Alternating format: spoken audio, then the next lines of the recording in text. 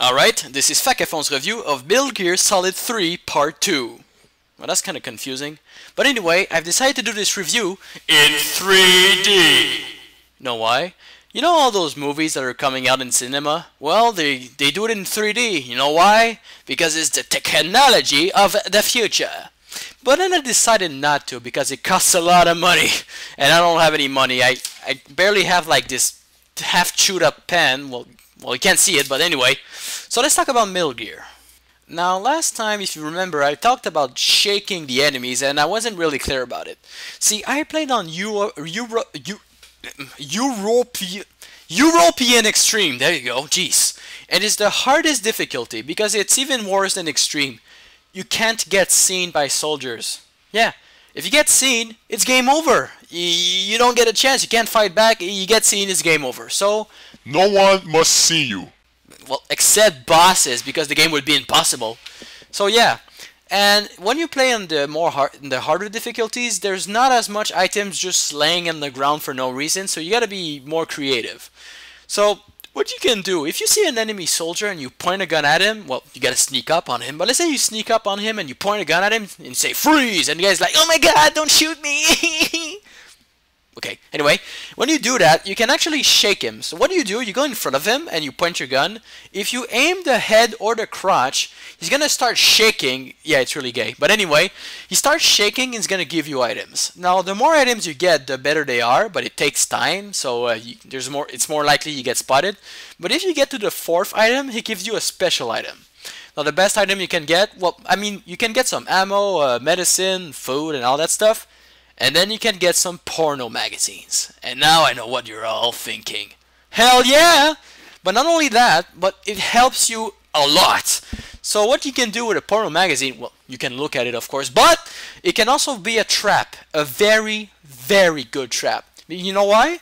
You put a porno magazine on the ground, and what do the soldiers do? They look at it. You're in the middle of the fucking jungle. Who cares? A porno magazine. There's an alarm in the base. Who cares? A porno magazine. You're getting shot in the ass. Who cares? A porno magazine. Porno magazine saved my life so many times, man. And I'm not kidding. I don't know why. It just, Well, anyway, let's move on. Porno. I could talk about the bosses, but I'll go over them quickly. Basically, the first boss you meet is, well, more of a sub-boss. You gotta defeat the Ocelot unit, and this is hard when you play on when you play on Extreme, you know what I mean. Because the Ocelot unit is harder than normal units, and you can't get spotted. And unlike the other units, you can't just pass through and continue the game. You have to eliminate them all, and that's not very easy. But anyway, after that comes Ocelot. He has revolvers. Yeah. Then you get the Pain, and that guy, for some reason, he's a B controller. And he's in a cavern with water. What the hell? Anyway, and that guy is a pain. No, he's really easy, actually. You just gotta dive in the water, you dodge his attacks really easy. And as you guess, his attacks are bee-related. Yeah, he shoots like bees. He summons a Tommy gun out of bees. He throws grenades out of bees. And then he shoots homing bees. Yeah! Normally I would say it's the stupidest idea in the world, but then I played Half-Life. So I guess it evens out. So yeah, you get the Fear. That guy becomes invisible and he jumps everywhere and he sets traps everywhere.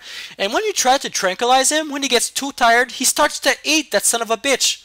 So how do you kill him? You put some poisonous food. Yeah, I mean, you take some poisonous mushrooms or frogs, you throw them everywhere, and he's like, oh, I gotta eat, ooh, poisonous mushroom, blah, blah, blah. The end. Crappy boss, but he's kinda hard. After that, you get the, oh shit, you get the end. Where do I begin? Where do I begin? It's a sniping battle. I can't snipe for shit. That guy is so well camouflaged. He has 4 maps to maneuver in. 4 maps! You can. What I mean by 4 maps, you know, when you fight a boss, it's a map, it's an arena, whatever. He has 4 maps, 4 big maps, man. And he travels around. You gotta find him, and he kicks your ass. And unlike other bosses, he doesn't kill you. And you say, all right, that's good. No, it's not, because instead he's gonna drag your ass all the way back to prison a few maps before, and you gotta get all the way back without getting spotted, or you die. And that sucks. He also has a parrot.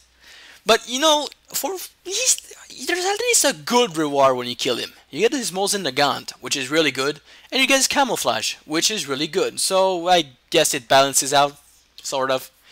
After him is the Sorrow, no, the Fury. The Fury, he's some kind of dude with a rocket launch, with a jetpack and a flamethrower. He's pretty easy. You take your knife, you slice him, and yeah.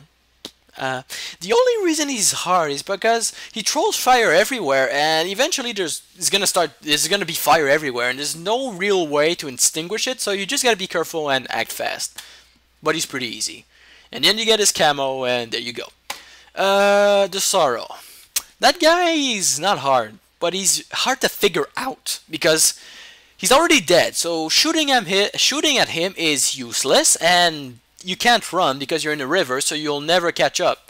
What he does, he sends you everyone you kill. So every soldier, dog, or boss you killed, he's gonna send at you.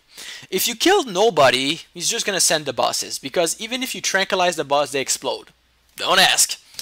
And so what you need to do, when you get to the end of the level, he kills you in one shot. And you're like, well, what the fuck? How the hell am I supposed to beat him?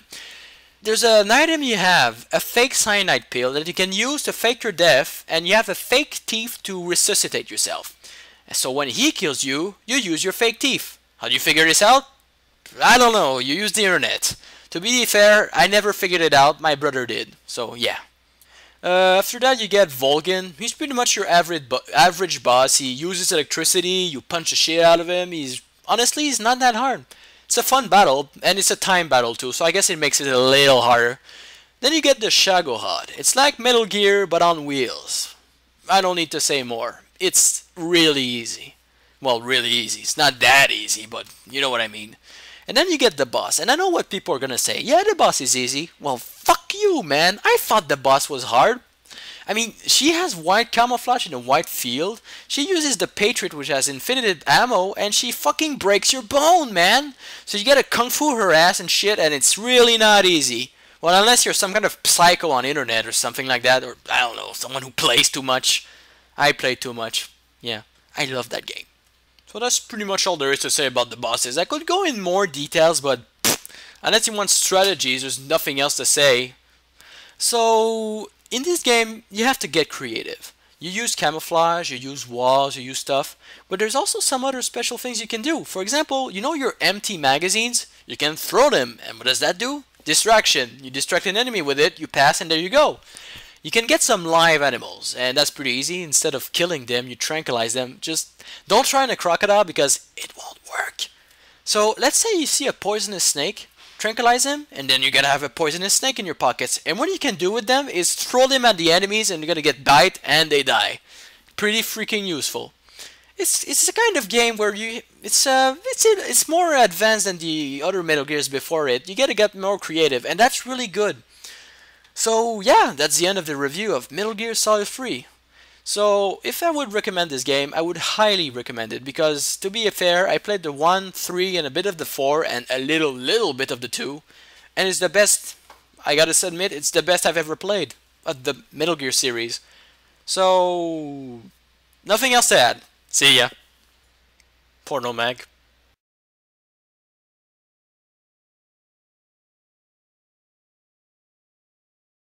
Who's that?